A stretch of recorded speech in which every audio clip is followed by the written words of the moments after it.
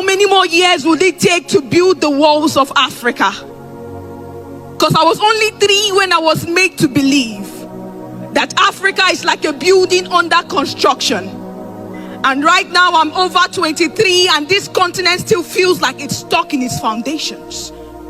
Because tell me why we have the Dangote capacity yet our infrastructures are still built on structures that scream scarcity.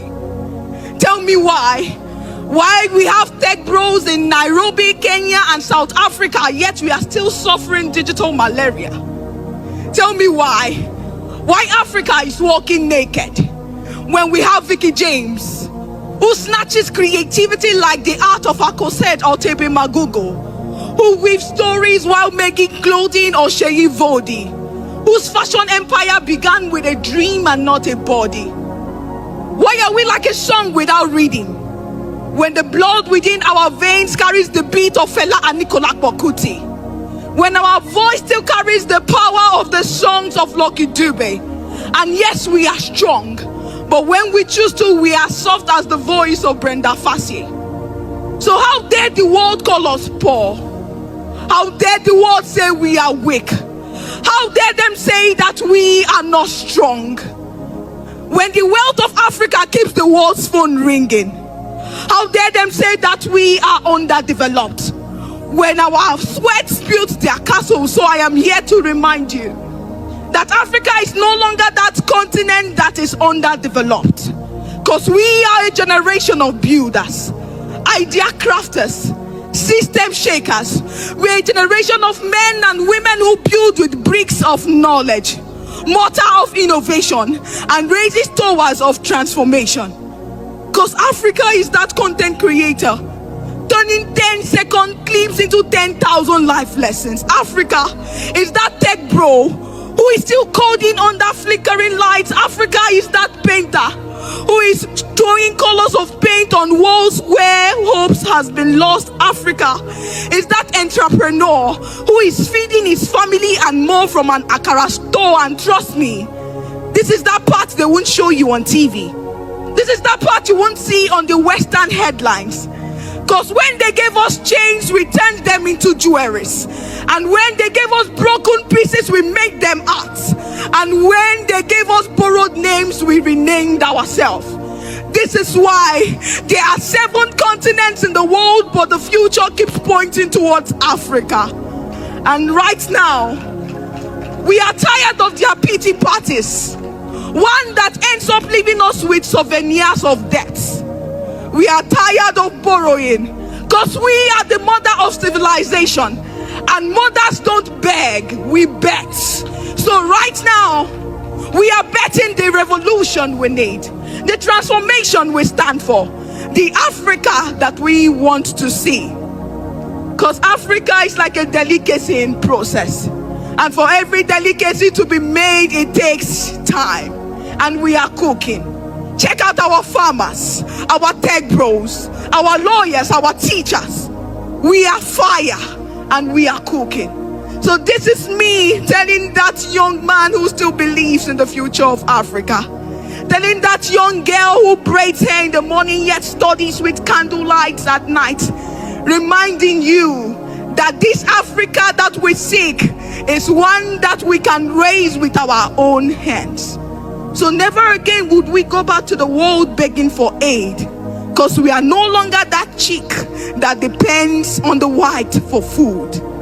So right now, I am reminding you that they say that greatness is never built in a day, and the Africa that we seek would be built over time when we decide to rise, when we decide to take our responsibility, when we decide to focus on what we want and the nation, the continent we seek. Thank you. Here is another bold speech from Young Lady that has touched the hearts of millions across Africa. The piece I'll be reciting today is a letter to the children of Sahel. Have you met her? The Sahel. She carries weight, walks with grace, possesses power.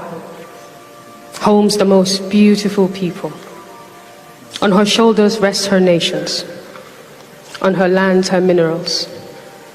She is beautiful. She is strong, confident, rich and smart. She wouldn't let the chaos fill her mind. She reminds us, as I read this letter, to keep her safe. That nothing in this world would break us. That she stands firm to rise beyond borders, to rise beyond enemy lines, to remain and unbroken, to remember that her land keeps memories, sad and happy ones. But she implores us to fight and never back down. There is hope, to healing, strength, prayers. This is for you. Regardless of shackles, regardless of truths, regardless of lies, regardless of people, this letter is for you. Dear children of Sahel, there are many versions of this story, told by many preachers, sculptors, poets. This author will speak. This author will bite, chew, and spit without remorse. This author will open books you've hidden. She will speak of the past, of men and many others before, a place, a region, a continent, a people unified in ambition, integrity, where the soil understood the language of spades. Men had compassion for the weak.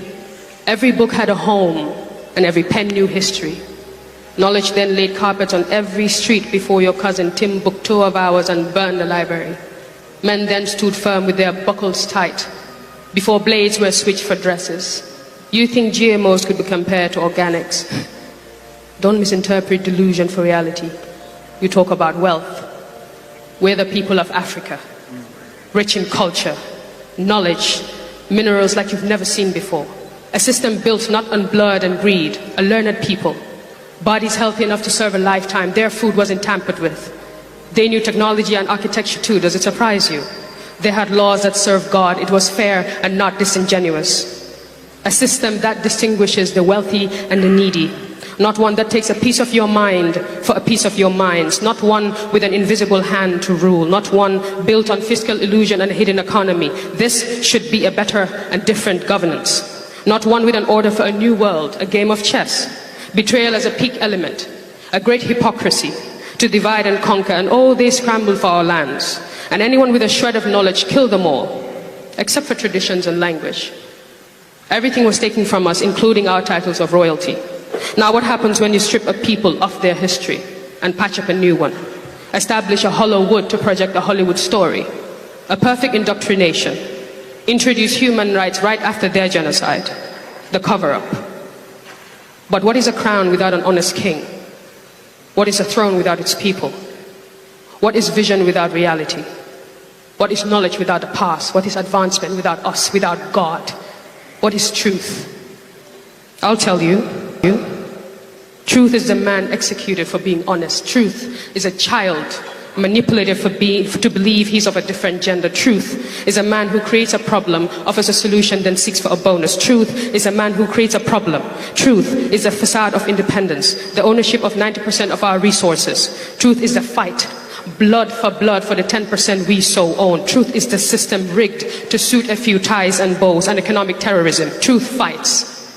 Truth governs. Fights in truth for truth. Lies lie still. Dressed in political gowns, legislative watches and leather government shoes, convincing us that subservience is right and exploitation is growth.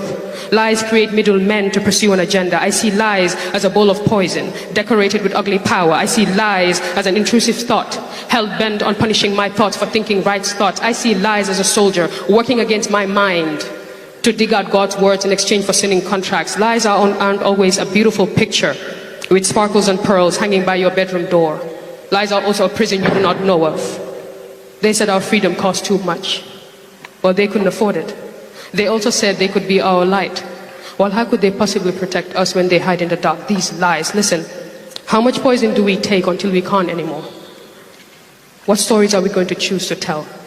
What's our narrative? Our path?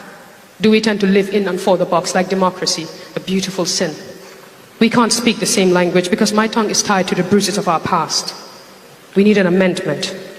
The shackles of this prison and the foreseen doom of our future, like a retired body language, I am tired of rooting their rules. How are you going to teach me leadership skills when your pillars are broken? How are you going to teach me rights when you can't right the wrongs? When you right the wrongs, when you right the wrongs. God made us locks impenetrable. He made us shadows to walk on all sides but never against us. Take a look at the mirror and tell me you are not beautiful. Understand you're worth more than pricing. Understand. Tell me God made a mistake, and I swear on my life I will look away walking. I won't try to show you how perfectly fitting our Sahel pieces patch their ceilings. You don't need a traveler's guide. You're a map of beauty and riches. Look closely. Like soldier mannequins, find and fight for your people. Like a man and his skin, like a man and his kin. Our way of life is preserved, for without purpose, problems punish people possessed through pleasing. Now hear me. Today, we begin with a step, a revolution. This present day Sahel airs the difference, taking back control of our resources. Wear her like a coat in winter. Have your gold reserves button you up. Tie your suits in your own currency. And as you walk, diplomacy, laws and treachery will follow like a neatly structured disease. Don't look back. Take ownership and walk. Brush off those dusty loans. Pay it all back, no more strings. Cleanse your nation of impurities and unite with better governance.